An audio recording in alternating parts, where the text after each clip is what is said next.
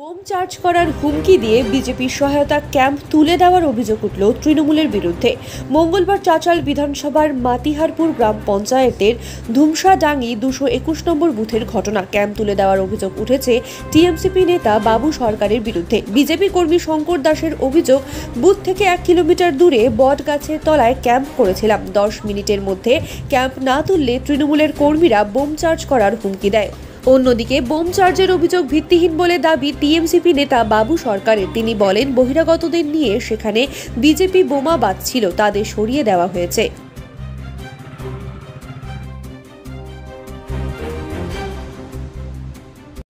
কে কি বললো? টিএমসি লোক আসে বলছে যে আর 10 মিনিট পর উঠাবো না তো বোম চার্জ করবো।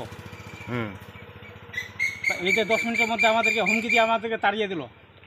তো এখানে কি করছেন আপনারা? আমরা কি করছি, আমরা কুর্চি দিচ্ছি, জানটা পাইনি, কুর্চি নিয়ে বসে আছি আমরা। তো এখান থেকে বুথ আছে কত দূর আছে? মোটামুটি 1-2 কিলোমিটার দূরে আছে। আর আপনাদের বুথের নাম কি? ধুমসাডাঙ্গি বুথ। Booth number 221। তো এখন ভয় কে দেখালো আপনাদেরকে? কে লোক ভয় দেখালো? কি বলছে?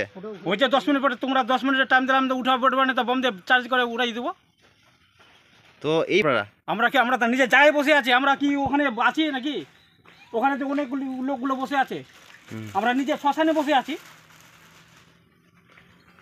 এইভাবে লাগাবেন নেতৃত্বকে ফল লাগাবেন আপনারা? লাগান। কি বলছে? আপনার নাম কি?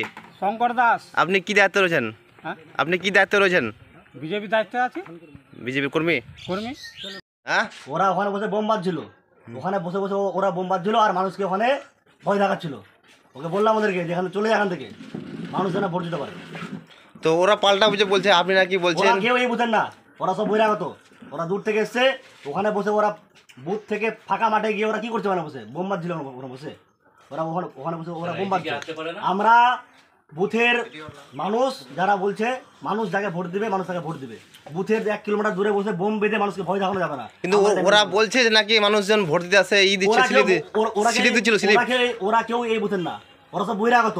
এই বুথে বিজেপির কেউ নেই, ওরা সব খগেন মুর্মুর আর ওই দূর দূর থেকে নিয়ে আসা, বিহার থেকে নিয়ে আসা সব আছে, মালদা আছে। তো ওরা পাল্টা অভিযোগ করছে, আপনি নাকি বললেন যে 10 মিনিট ওদের না উঠলে আপনার উপর বোম চার্জ করব। বুথ না ছাড়ে তাহলে ওদের, আমরা বলি যে 10 মিনিটের মধ্যে আমাদের যারা বুথের লোক না, যারা বহিরাগত, তারা এখান থেকে বেরিয়ে যাও 10 মিনিটের মধ্যে, নাহলে সাধারণ মানুষ এর উত্তর দেবে।